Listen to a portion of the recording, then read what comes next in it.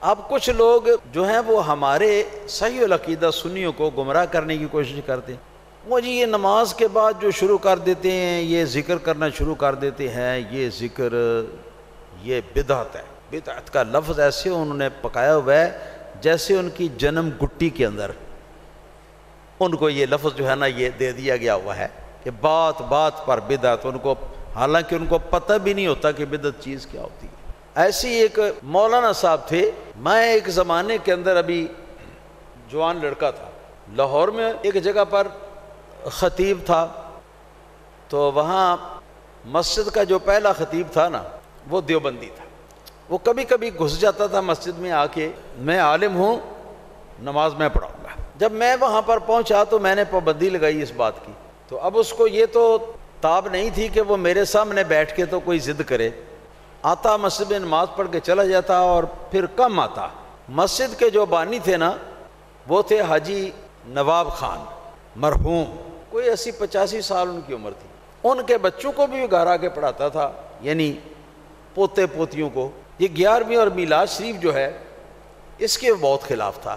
ایک دن ایسے کیا کہ وہ نا ہمارے حاجی نواب خان صاحب جو ہے نا ان کی بیٹھک کے اندر حاجی صاحب کا ایک بیٹا دیوبندی تھا، وہ اور مولوی غلام مصطفیٰ نام تھا اس کا، حافظ غلام مصطفیٰ، مولوی حافظ غلام مصطفیٰ، وہ درس نظامی کا فاضل تھا، وہ اس کا استاد تھا. اسی کی وجہ سے وہ ان کا لڑکا بھی گمراہ ہو گیا ہوا تھا.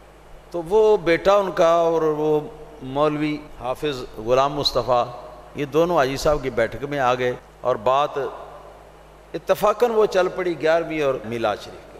تو حاجی صاحب کہنے لگے کہ اچھا ٹھہر جو، میں ذرا مفتی صاحب کو پیغام بھیجتا ہوں. تو میں تو ان پڑھ آدمی ہوں، میں تو نہیں آپ کے ساتھ آپ کی باتوں کا جواب دے سکتا. تو ہمارے مفتی صاحب آتے ہیں اور آ کے نا تو وہ آپ سے بات کرتے ہیں. اب وہ وہاں سے اٹھ کے جا بھی نہیں سکتے کہ وہ حاجی صاحب اس پورے علاقے کے ایسے سمجھیں جیسے کہ ایک کنٹرولر بھی تھے، کسی کی مجال نہیں تھی کوئی دم مارے ان کے سامنے. میرے پاس حاجی صاحب کا پوتا پہنچا تو اس نے کہا کہ مفتی صاحب میرا چچا شاہ احمد اور حافظ مولوی غلام مصطفیٰ دونوں دادا جی کے بیٹھک میں آئے ہوئے اور دادا جی نے آپ کو بلوایا. تو میں نے کہا اچھا ٹھیک ہے. میں نے اپنا کمرہ بند کیا، دروازے کو تالا لگایا اور مسجد کے پیچھے وہ مکان تھا حاجی صاحب کا، وہاں چل کے جا کے وہاں بیٹھ گئے. جس وقت اب جناب بات ہوئی تو حاجی صاحب مجھے کہتے ہیں کہ مفتی صاحب حافظ مولوی غلام مصطفیٰ صاحب نے تے انہوں نے میرے اس بیٹے نو بھی پٹڑی تو لایا تے اے 11ویں شریف تے میلاد شریف انہاں دے بارے وچ اے جڑا نا اے لوکاں نو اے خراب کردا ہے، تو اس لیے آپ کو بلوایا، آپ ذرا ان سے بات کریں. میں نے کہا ہاں جی حافظ صاحب بتائیے جی آپ کو کیا پریشانی ہے میلاد شریف سے اور 11ویں شریف. وہ کہنے لگے جی مجھے کوئی پریشانی نہیں، صرف اتنی بات ہے کہ میں تو چونکہ یہ دونوں چیزیں بدعت ہیں تو میں لوگوں کو بتاتا ہوں کہ یہ بدعت ہیں، اور کل بدعت دلالت کل دلالت فی النار، ہر بدعت گمراہی ہوتی ہے اور ہر گمراہی جہنم میں جائے گی. یہ حدیث پاک ہے، اس کا قرآن حدیث کے اندر کوئی ذکر نہیں ہے، کوئی ثبوت نہیں ہے. میں تو اس لیے منع کرتا ہوں، اور مجھے کیا پریشانی. میں نے کہا اچھا پہلی تو بات یہ ہے کہ آپ جو کہتے ہیں قرآن و حدیث کے اندر اس کا ذکر نہیں ہے تو یہ بات غلط ہے. قرآن کے بھی اندر اس کا ذکر ہے، حدیث کے اندر بھی اس کا ذکر ہے. ذکر موجود ہے، چاہے صراحتاً نام لے کر، چاہے کوئی قاعدہ یا اصول بیان کر کے کہ جس کے اندر یہ دونوں چیزیں جائز ثابت ہوتی ہیں، کسی بھی طرح سے ہو تو قرآن کے اندر ذکر تو آ گیا نا. تو میں نے کہا یہ دعویٰ آپ کا جو ہے یہ غلط ہے، اور آپ نے پھر بہت بڑا بہتان اس کے اوپر لگایا ہے کہ اس کو بدعت کہا ہے اتنے ایک نفیس ایک چیز کو. تو کہنے لگے جی اسی طرح ہم نے تو پڑھا ہوا ہے. میں نے کہا اچھا پڑھا ہوا ہے تو مجھے بتاؤ. اسی طرح میں نے کہا بتاؤ حافظ صاحب بدعت کی تعریف کیا ہے، بدعت کسے کہتے ہیں، بتاؤ بدعت کیا ہوتی ہے. اب بدعت بدعت بدعت کہہ کے لوگوں کو ڈرایا ہوا ہے، دھمکایا ہوا ہے، بتاؤ تو بدعت ہوتی کیا بڑا. کہنے لگے جی کہ بس یہی کہ رسول اللہ صلی اللہ علیہ وسلم کے زمانے میں جو چیز نہیں تھی تو وہ بعد میں ہو گئی، تو وہ بدعت ہے۔ میں نے کہا جی صاحب ذرا توجہ رکھنا، جی میں سننا پہ غور نہ۔ میں نے کہا کہ افسر صاحب یہ بتاؤ بدعت کی یہ تعریف آپ نے جو کی ہے سوچ سمجھ کے کی ہے؟ کہنے لگے ہاں جی بالکل یہی ہے، جو چیز رسول اللہ صلی اللہ علیہ وسلم کے زمانے میں نہ تھی اور بعد میں ہو گئی اس کو بدعت کہتے ہیں۔ میں نے کہا اچھا پھر سوچ لو۔ کہنے لگے سوچا ہوا ہے، یہی ہے کہ جو چیز رسول اللہ صلی اللہ علیہ وسلم کے زمانے میں نہ تھی بعد میں ہو گئی وہ بدعت ہے۔ میں نے کہا اچھا، میں نے کہا ذرا تکلیف فرمائے، اٹھ کے کھڑے ہو ذرا برائے مہربانی۔ وہ اٹھ کے کھڑے ہو گئے جی۔ میں نے کہا اٹھ کے کھڑا ہو گیا میں بھی، میں نے نیچے زمین کو ہاتھ لگایا اور اوپر اس کے سر کے اوپر ہاتھ رکھا۔ میں نے کہا یہاں سے لے کر یہاں تک یہ جو آپ کا وجود ہے حافظ صاحب، سچ سچ بتانا رسول اللہ صلی اللہ علیہ وسلم کے زمانے میں یہ وجود تھا؟ تم خود رسول اللہ صلی اللہ علیہ وسلم کے زمانے میں تم تھے؟ کہنا نہیں میں تو بعد میں پیدا ہوا ہوں، بہت بعد میں پیدا ہوا ہوں، میں کیسے رسول اللہ صلی اللہ علیہ وسلم کے زمانے میں ہو سکتا ہوں؟ تو میں نے کہا کہ پھر آپ نے جو تعریف کی ہے بدعت کی، اس کے مطابق پھر آپ تسلیم کر لیا آپ نے کہ آپ کا یہ جسم اور آپ کا یہ وجود جو ہے یہ سر سے لے کر پاؤں تک یہ مکمل بدعت ہے۔ یہ میں نے بات کی ان کے عالم سے، ان کے مناظر سے۔ باتیں اور بھی بہت زیادہ ہوئیں، لیکن مقصد میرا بدعت کے بارے میں تھوڑی سی بات بتانا تھا کہ ان کو بدعت کے مفہوم کا بھی پتہ نہیں ہوتا، اور ایسی بات کرتے ہیں کہ بس وہ ایک دم پھنس جاتے ہیں اس بات کے اندر۔ بدعت کیا ہے جی؟ کہ رسول اللہ صلی اللہ علیہ وسلم کے زمانے میں نہ ہو بعد میں ہو گئی ہو، بس وہ بدعت ہے جی۔ تو میں نے کہا پھر آپ بھی پاؤں سے لے کر سر تک اور سر سے لے کر پاؤں تک آپ مکمل بدعت ہیں، اور چونکہ آپ نے یہ فرمایا حدیث پاک پڑھ کے کہ کل بدعت ضلالۃ، ہر بدعت گمراہی ہوتی ہے، لہٰذا آپ نے یہ بھی مان لیا کہ آپ سر سے پاؤں تک گمراہی ہیں۔ پھر آپ نے یہ بھی بتایا کہ کل ضلالۃ فی النار، ہر گمراہی جہنم رسید ہوگی، تو اس کا مطلب یہ ہوا کہ آپ نے مان لیا کہ سر سے لے کر پاؤں تک آپ کو اٹھا کر جہنم کے اندر پھینکا جائے گا اور وہیں کا آپ باسی بنائے جائیں گے۔ آپ تو بس جناب وہ کیا نام ہے، سوچ میں وہ پڑ گیا، گہری سوچ کے اندر، نہ اسے پتا کہ اب میں کیا کہوں کیا نہ کہوں، کیا کہوں کیا نہ کہوں۔ حاجی صاحب ہنس ہنس ہنس ہنس کے پہلے تو ہاں جی ہنس ہنس کے دورے ہونے لگے، مگر ان کی عادت کچھ اس طرح کی تھی کہ ان کا ہنسنا عذرائے تعجب تھا، ہنسنا مذاق اڑانے کے لیے نہیں تھا، عذرائے تعجب تھا۔ اس کے بعد وہ کہنے لگے کہ جواب دے بھائی شامد، اے تیرا استاد ہے، نو آخ نہ دے جواب۔ وہ شامد بھی نہ بولے۔ پھر وہ کہنے لگا غلام مصطفیٰ، جو تو نواں نواں اس محلے آیا سا تو میں تینوں روٹی کھواندا ہوندا سا گھر بلا کے، میں بچیاں نو تیرے کول پڑھواندا ہوندا سا جی، تیرے پیچھے نمازاں میں پڑھدے ہوندے سا، تے من نہیں سی پتا تو اینا گمراہ ہے، تے دس کس طرح تو بدعت نہیں؟ مفتی صاحب نے تے دس دیتا ہے دلیل نال، ثبوت نال، تہاڈی زبان دے نال ثابت کرتا ہے کہ تو بدعت ہے، تو گمراہی ہے، تے تو جہنمی۔ مفتی صاحب نے تے بیان کر دیتا ہے، دس دیتا ہے ہاں جی، تیرے زبان دے بیان کیتے ہوئے قاعدے دے مطابق، ہن تو دس بھی تو کس طرح بدعت نہیں ہوتے، کس طرح گمراہ نہیں ہوتے، کس طرح جہنمی نہیں ہو۔ اور جی ایک دیر تک حاجی صاحب ان کے ساتھ لگے رہے، کچھ دیر گزر گئی، اس نے کچھ جواب نہیں دیا، بالکل لا یدری ما یقول و ما یفعل، اس کو کوئی سمجھ نہ آئے اب میں کیا کروں ہاں جی اور کیا کہوں۔ اس کے بعد حاجی صاحب جو ہے نا انہوں نے نیچے ہو کے نا نیچے سے جوتا پکڑا، پلنگ پر بیٹھے ہوتے، جوتا پکڑا اور کھینچ کے پھینکا کی طرح، اٹھ تیری ایسی تیسی کی نکلے تو مطلب ہے لوگوں کو گمراہ کردہ پھرنا، پتہ تو یہ بھی نہیں بدعت کنوں آخ دن، تو تم خود بدعت ثابت ہو گیا، بس یہ اٹھ کے بھاگ گیا۔ وہ آخری دن تھا اس کا اس مسجد کے اندر، کبھی کبھی جو آتا تھا وہ بھی ختم ہو گیا، اس گھر میں جو آتا تھا وہ بھی ختم ہو گیا، کو پتہ ہی نہیں بدعت کی چیز کیا ہوتی ہے ہاں جی۔ میں آپ کو بتاؤں، اب تو آپ کے ذہن جو ہیں تیار ہے نا یہ سمجھنے کے لیے کہ بدعت کسے کہتے ہیں۔ سنو، بدعت ہر چیز کو نہیں کہتے، ہر مسئلے کو کہتے ہیں۔ بدعت ہر وہ مسئلہ ہے جو رسول اللہ صلی اللہ علیہ وسلم کے زمانے میں نہیں تھا اور اس کا ثبوت قرآن میں بھی نہیں، اس کا ثبوت حدیث میں بھی نہیں، اس کا ثبوت اجماع امت میں بھی نہیں، اس کا ثبوت قیاس شرعی کے اندر بھی نہیں، بلکہ وہ مسئلہ اللہ تعالیٰ یا اللہ تعالیٰ کے رسول کے کسی فرمان کے خلاف بھی ہے، اور اس کے باوجود کوئی شخص اس مسئلے کو، کوئی شخص یا کوئی فرقہ اس مسئلے کو یہ کہے کہ میرا یہ مسئلہ جو ہے یہ مسئلہ بھی شریعت ہے، یہ مسئلہ بھی دین ہے، تو وہ مسئلہ جو ہے نا اس کو کہتے ہیں بدعت۔ بات سمجھ میں آئی ہے کہ نہیں آئی؟ رسول اللہ صلی اللہ علیہ وسلم کے زمانے میں نہ ہو مگر قرآن کے اندر اس کا ثبوت موجود ہو، وہ بدعت نہیں۔ رسول اللہ صلی اللہ علیہ وسلم کے زمانے میں بھی نہ تھا، قرآن میں بھی اس کا ثبوت نہیں ہے، نہ صراحتاً، نہ دلالتاً، نہ اقتضاءً، نہ اشارتاً، کسی طریقے سے بھی قرآن سے وہ ثابت نہ ہو اور حدیث پاک سے ثابت ہو جائے۔ رسول اللہ صلی اللہ علیہ وسلم کے زمانے میں وہ نہیں، قرآن کے اندر بھی اس کا ثبوت نہیں، مگر حدیث کے اندر، سنت کے اندر اس کا ثبوت مل گیا، تو وہ مسئلہ بھی بدعت نہیں۔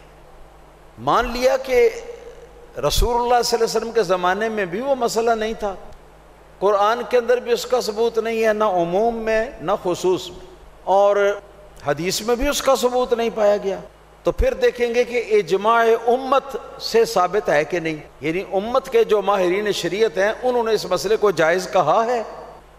اگر جائز کہا ہے، امت کے ماہرین شریعت نے متفقہ طور پر اس مسئلے کو جائز اور موافق شرع قرار دیا ہے، تو پھر بھی وہ مسئلہ جو ہے باوجود کہ سرکار کے زمانے میں نہیں، باوجود کہ قرآن میں اس کا ثبوت واضح نہیں، باوجود کہ حدیث کے اندر اس کا ثبوت نہیں، اس کے باوجود وہ مسئلہ جو ہے وہ بدعت نہیں ہے۔ بات سمجھ گئے؟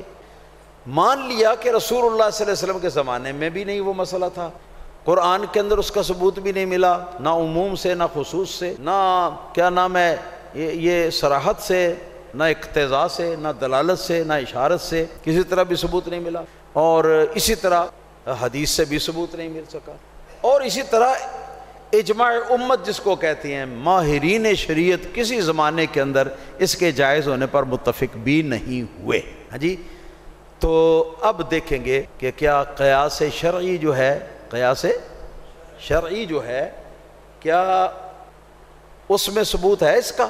تو اگر قیاس شرعی کے اندر اس کا ثبوت ہو گیا تو بھی وہ مسئلہ بدعت نہیں۔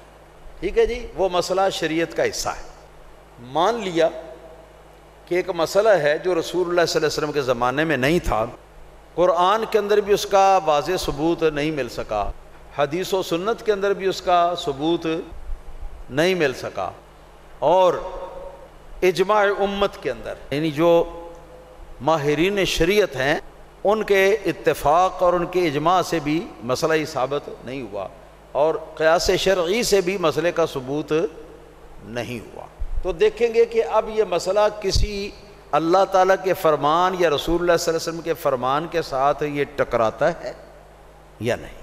کیا کہہ رہا ہوں؟ ٹکراتا ہے؟ رسول اللہ صلی اللہ علیہ وسلم نے اس سے منع کیا ہے کہیں حدیث میں؟ قرآن نے اس سے کہیں منع کیا ہے؟ یہ ہم دیکھیں گے۔ اگر قرآن نے بھی منع نہیں کیا، یعنی اللہ تعالیٰ نے منع نہیں کیا قرآن میں، رسول اللہ صلی اللہ علیہ وسلم نے منع نہیں کیا اپنی شریعت میں، اپنی کیا نام ہے، اپنی حدیث میں، سنت میں آپ نے بھی منع نہیں کیا، ہاں جی، اس کے منع کی کوئی دلیل نہیں، تو پھر بھی یہ مسئلہ جو ہے یہ شریعت ہے، پھر بھی بدعت نہیں۔ بات سمجھ رہے کہ نہیں؟ ہاں، اگر کوئی اللہ کا فرمان اس مسئلے کے خلاف ہے یا رسول اللہ صلی اللہ علیہ وسلم کا فرمان اس کے خلاف ہے، اللہ کا نہیں تو رسول اللہ صلی اللہ علیہ وسلم کا فرمان اس کے خلاف ہے، تو اس کے بعد پھر دیکھا جائے گا۔ یعنی اب ذرا توجہ کے ساتھ ایک رپیٹ کر لیں، رسول اللہ صلی اللہ علیہ وسلم کے زمانے میں بھی وہ مسئلہ نہیں تھا، اس کا ثبوت قرآن سے بھی نہیں ملا، اس کا ثبوت حدیث و سنت میں بھی نہیں ملا، اس کا ثبوت اجماع امت ماہرین شریعت کسی زمانے میں اس مسئلے کے جائز ہونے پر متفق بھی نہیں ہوئے، اور پھر اس مسئلے کے خلاف نہ کوئی قرآن کی آیت ہے، نہ کوئی حضور نبی پاک صلی اللہ علیہ وسلم کی حدیث ہے، یعنی اللہ تعالیٰ کا کوئی فرمان یا سرکار نبی علیہ السلام کا کوئی فرمان بھی اس کے خلاف نہیں ہے، تو اس کے بعد ہم دیکھیں گے کہ اس نئے مسئلے کو جو رسول اللہ کے زمانے میں نہیں تھا، بعد میں ہوگا، اس نئے مسئلے کو کوئی فرقہ، کوئی گروہ، کوئی بندہ اس کو دین یا شریعت سمجھتا ہے یا نہیں سمجھتا۔ کیا دیکھیں گے کہ کوئی بندہ، کوئی فرقہ، باوجود کہ یہ مسئلہ حضور کے زمانے میں نہیں تھا، بعد میں نیا پیش آمدہ ہے۔ قرآن میں اس کا ثبوت نہیں ملا ہمیں، حدیث کے اندر اس کا ثبوت نہیں ملا ہمیں، اس کے جائز ہونے پر امت کے ماہرین شریعت کا اجماع بھی قائم نہیں ہوا، قیاس شرعی جو ہے وہ بھی اس کو ثابت نہیں کر پایا، اور قرآن کا کوئی فرمان، اللہ کا کوئی فرمان قرآن میں اس کے خلاف بھی نہیں ہے، اور قرآن کے اندر کوئی مسئلہ اس کے خلاف بھی، کوئی مسئلہ اس کے خلاف نہیں ہے، رسول اللہ صلی اللہ علیہ وسلم کی کوئی حدیث بھی اس کے خلاف نہیں دیکھی۔ اس نوعیت کا جب مسئلہ ہو تو ہم دیکھیں گے کہ اس طرح کے مسئلے کو کوئی بندہ یا کوئی فرقہ سمجھتا ہے کہ یہ بھی دین یا شریعت ہے، اس کو شریعت کا مسئلہ مانتا ہے، تو اگر کوئی بندہ یا کوئی فرقہ اس کو شریعت کا حصہ یا دین کا حصہ اس مسئلے کو مانتا ہے اور اس پر بضد ہے، اس کو بھی شریعت بنانے کے اوپر تیار ہے، اب اس مسئلے کو کہیں گے بدعت۔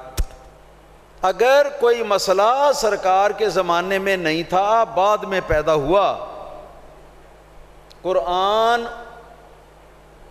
اس کو ثابت نہیں کرتا، حدیث سے اس کا ثبوت نہیں ملتا، ماہرین شریعت کسی زمانے میں اس مسئلے کو جائز قرار نہیں دے رہے، قیاس شرعی سے بھی اس کی اجازت نہیں ثابت ہوتی، اللہ تعالیٰ کا کوئی فرمان بھی اس مسئلے کے بھی نہیں ہے، اس مسئلے کے خلاف رسول اللہ صلی اللہ علیہ وسلم کا کوئی فرمان بھی نہیں ہے، ہاں جی، تو تب ایسا مسئلہ جو ہے اس کے اندر دو شکلیں، دو صورتیں بنتی ہیں۔ ایک صورت تو یہ کہ اس طرح کے مسئلے کو کوئی آدمی سمجھتا ہو کہ یہ شریعت ہے، یہ بھی مسئلہ میرا شریعت کا حصہ ہے، اس پر بضد ہو، اس پر اصرار کرتا ہو، پھر یہ کیا ہوگا؟ بولو، بدعت ہوگا۔ لیکن اگر کوئی فرقہ، کوئی بندہ جو اپنے آپ کو مسلمان مانتا ہو، وہ اس مسئلے کو شریعت نہیں مانتا، تو پھر بھی یہ مسئلہ بدعت نہیں ہوگا، خلاف شریعت ہوگا، چاہے شریعت سے باہر کا مسئلہ چاہے ضرور ہوگا، مگر بدعت نہیں ہوگی۔ اس کو اگر آپ یاد کر لیں تو کیا ہی بات ہے جی، ناطقہ بند ہو جائے۔ میلاد کو بدعت کہنے والے، 11ویں کو بدعت کہنے والے، ان سے پوچھو کیا صحیح بخاری رسول اللہ صلی اللہ علیہ وسلم کے زمانے میں تھی؟ کیوں شیخ ادیب علی؟ صحیح مسلم، پوری سیاہ ستہ نہیں، مشکات شریف نہیں، پورا درس نظامی سوائے قرآن مجید کے، ہاں جی، پورا درس نظامی جس کو پڑھ کر، جس کورس کو پڑھ کر تو لوگ عالم بنتے ہیں، چاہے وہابیوں کے یہاں ہو، چاہے دیوبندیوں کے یہاں ہو، چاہے سنیوں کے یہاں ہو یا شیعہ کے یہاں ہو، یہ سارے کا سارا رسول اللہ صلی اللہ علیہ وسلم کے زمانے میں تھا؟ کوئی نہیں تھا نا۔ پھر یہ کہ نصاب کا ایک حصہ جو ہے اس کو سال کے لیے مقرر کرنا کہ پہلے سال میں یہ پڑھایا جائے گا، دوسرے میں یہ پڑھایا جائے گا، تیسرے میں یہ پڑھایا جائے گا، پھر ہر 6 ماہی پہ امتحان، پھر 6 ماہی پہ امتحان، پھر سالانہ امتحان، یہ سب کچھ رسول اللہ صلی اللہ علیہ وسلم کے زمانے میں تھا؟ نہیں تھا۔ تو ایسے انہوں نے شور مچایا ہوا ہے 11ویں جو ہے بدعت ہے، اور کیا نام ہے میلاد جو ہے بدعت ہے، پہلے اس کا ثبوت تو دے لیں۔ اب میں اور آگے چلتا ہوں، میں یہاں سب سے بڑی نجدیوں کی مسجد کون سی ہے؟ جامعہ مسجد محمدیہ اہل حدیث۔ بتاؤ یہاں پر جامعہ مسجد رسول اللہ صلی اللہ علیہ وسلم کے زمانے میں تھی تو یہ بدعت ہوئی؟ یہ جامعہ مسجد محمدیہ اہل حدیث، یہ نام قرآن میں سے دکھا دو، حدیث میں سے دکھا دو، یہ نام رسول اللہ صلی اللہ علیہ وسلم کے زمانے میں کبھی تھا؟ تو یہ بھی بدعت ہے نا، سمجھ رہے ہیں آپ؟ اچھا، اور ان کے بڑے مدرسے کا کیا نام ہے؟ جامع ابراہیمیہ، اور ایک اور ہے ہاں جی امام بخاری انٹرنیشنل یونیورسٹی۔ یہ امام بخاری انٹرنیشنل یونیورسٹی، اور جو کچھ اس میں پڑھایا جاتا ہے، جو کچھ اس کا نصاب ہے، جو اس کا نظام ہے تعلیم کا، یہ جو اس کا امتحان دے کے پاس کر لے تو وہ اگلے کورس میں جانے کا حقدار ہے، نہیں تو وہ فیل ہو گیا تو اس کو اگلے سال کے اندر داخلے کی اجازت نہیں۔ یہ ساری باتیں جو وہاں پر ہو رہی ہیں بمے امام بخاری انٹرنیشنل یونیورسٹی کے نام کے، بمے جامعہ مدرسہ جامعہ ابراہیمیہ کے نام کے، ان میں سے کیا چیز ہے جو رسول اللہ صلی اللہ علیہ وسلم کے زمانے میں تھی؟ کوئی ایک چیز بھی کوئی تھی؟ تو یہ ساری بدعت ہو گئی نا، کچھ سمجھے آپ؟ ویسے مختصراً یہ ہے کہ وہ مسئلہ جس کا ثبوت جو رسول اللہ صلی اللہ علیہ وسلم کے زمانے میں بھی نہ تھا، نیا مسئلہ ہو، قرآن میں بھی ثبوت نہ ہو، حدیث میں سنت میں بھی ثبوت نہ ہو، اجماع امت کے اندر بھی ثبوت نہ ہو، قیاس شرعی کے اندر بھی اس کا ثبوت نہ ہو، اور بلکہ اس کے خلاف اللہ تعالیٰ کا کوئی فرمان ہو، رسول اللہ صلی اللہ علیہ وسلم کا کوئی فرمان ہو، اور ایسے مسئلے کو کوئی شخص جو ہے وہ بنا لے، کیا بنا لے؟